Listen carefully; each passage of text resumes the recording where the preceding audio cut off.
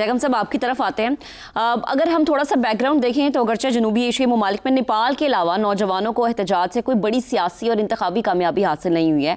अगर तो ये भारत की पार्टी कॉकरोच पार्टी इसी तरह से चलती रहती है, एहतजाज होते रहते हैं, तो आपको लगता है कि क्या नौजवान जो है कोई सियासी मंजरनामा तब्दील करने में कामयाबी हासिल कर सकते हैं? इस वक्त जो सबसे अहम बात है वो ये है कि ये जो नकली काकरोच हैं, ये नौजवान तो मजाक मजाक में काकरोच है ना, इनका मुकाबला है असली काकरोचों से। वो असली काकरोच जो नफ़रत, तशद्दुद, तकसीम, तफरीक के कुएं में पल रहे हैं और 1.5 अरब की कौम को उस कुएं में घसीट रहे हैं।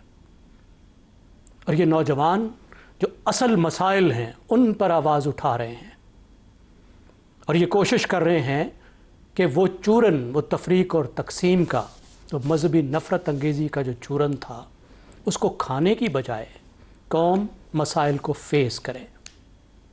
देखिए, आपने बांग्लादेश का, नेपाल का बताया।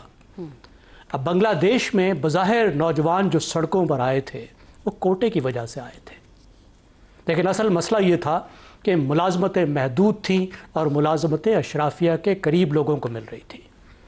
अब नेपाल में जो झगड़ा था वो सोशल मीडिया का था, लेकिन असल मसला बदउनवानी का, करबा परवरी का, बेरोज़गारी का और सियासी ख़ानदानों की मराद का था।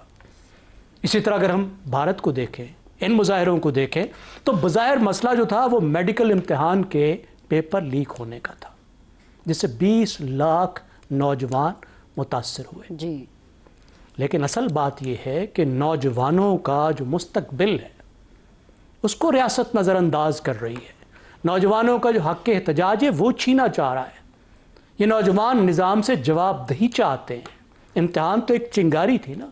आप ख़ुद वहाँ के इम्तिहानों को देख लीजिए कि इम्तिहान एक मुकम्मल इंडस्ट्री बन चुका है, जहाँ पे बेशुमार एक बड़ी कोचिंग फ़ीस होती है, कोचिंग अकेडमीज़ होते हैं। नौजवान गरीब ख़ानदानों के, मिडिल क्लास के साल हा साल मेहनत करते हैं ताकि उन इम्तहानों से गुज़र कर वो सरकारी अच्छी नौकरी ले सकें, वो ऐसे इदारों में जा सकें जिसके बाद उनकी ज़िंदगी बेहतर हो। IIT में जा सकें, वो मेडिकल कॉलेजेस में जा सकें, इंजीनियरिंग कॉलेजेस में जा सकें। लेकिन पेपर लीक हो जाते हैं, इम्तिहान कंप्रोमाइज्ड हो गए हैं।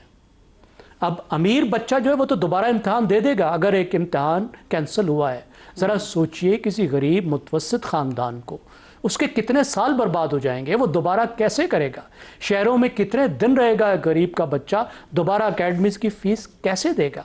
और उससे भी बड़ी बात, वो जब ले भी लेता है, पूरे खित्ते का जो मसला है और भारत का भी मसला है कि जो तालीम और रोज़गार के दरमियान में एक जंजीर थी वही टूट गई है कि तालीम के बाद डिग्री है, डिग्री के बाद नौकरी है।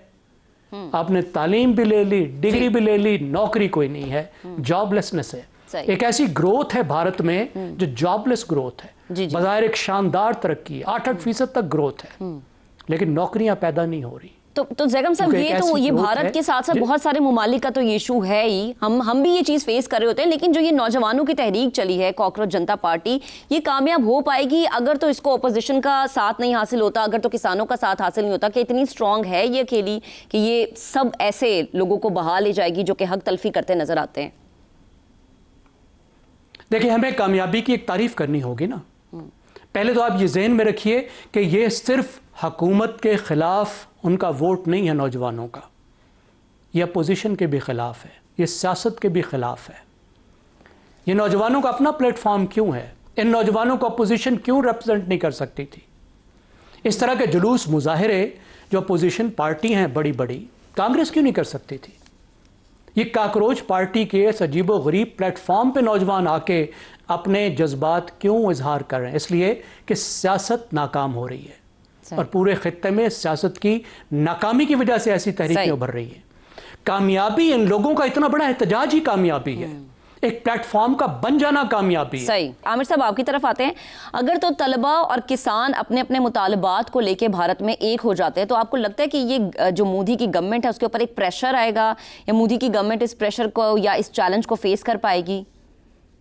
महक, इसको ना हम एक प्रोसेस के तौर पर देखने की कोशिश करते हैं, राइट? बिकॉज ये पाकिस्तान वाला हाल तो नहीं है ना, जहाँ पर अगर हुकूमत थोड़ी सी डामाडोल होती है तो वो उसमें किसी प्रोसेस का अमल दखल नहीं होता, कभी उसको सदर को यानी तरमीम इस्तेमाल करके निकाल देता है, कभी फौज बराह रास्त आ जाती है, कभी अदालतों को इस्तेमाल करके निकाल दिया, हुकूमत को बदल दिया जाता है। भारत में तो जब से आज़ाद हुआ है भारत, उसके अंदर एक डेमोक्रेटिक ट्रांजिशन ही हुई है, और बावजूद इसके कि अब ये तीसरी टर्म सर्व कर रहे हैं प्राइम मिनिस्टर मोदी, उनका भी इन्हिसार जो है वो उसी डेमोक्रेटिक प्रोसेस में है। अब इस प्रोसेस में क्या हुआ है, कॉकरोच जनता पार्टी के आने से किसी भी नई पॉलिटिकल एंटिटी को अपने कदम जमाने के लिए बुनियादी तौर पे 3-4 चीजों की जरूरत होती है, जिसमें सबसे पहली होती है रिकग्निशन, जो उन्हें पहले दिन ही मिलती है। यहाँ तक कि जब उनको भारतीय हुकूमत ने इग्नोर भी करने की कोशिश की या उनके सोशल मीडिया अकाउंट्स के ऊपर पाबंदी भी लगाने की कोशिश की, उसके बावजूद वो चंद हफ्तों के अंदर अंदर उनकी फॉलोइंग जो थी वो बीजेपी जो रूलिंग पार्टी है इंडिया की, उससे भी बढ़ गई। तो रिकग्निशन तो ऑलरेडी उनको मिल चुकी है। दूसरी चीज कि उसकी एबिलिटी लोगों को अराउंड किसी न किसी कॉज के आसपास मोबिलाइज करने की है, वो हमने देखा कि वो बतदरीज बढ़ रही है सीजेपी के मामले के अंदर, क्योंकि जब उन्होंने पहला पब्लिक एहतजाज भी किया तो उसमें तो सिर्फ चंद 100 लोग आए थे, वहां से लेकर एक बहुत छोटे अरसे के अंदर अब हम देख रहे हैं कि हजार की तादाद में लोग जो है वो बाहर निकले हुए हैं। कोई भी रीजनेबल एस्टिमेट अभी तक हमें इस तरह से अवेलेबल नहीं है, लेकिन कहा जा रहा है कि 20-25 हजार से ज्यादा लोग अब तक जंतर मंतर में जो है वो इकट्ठे हो चुके हैं। तीसरी चीज होती है एक्सटर्नल सपोर्ट, यानी कि दीगर सियासी जमातें उनको कैसे देखती हैं कहीं किसी भी नई उभरती हुई सियासी ताकत को।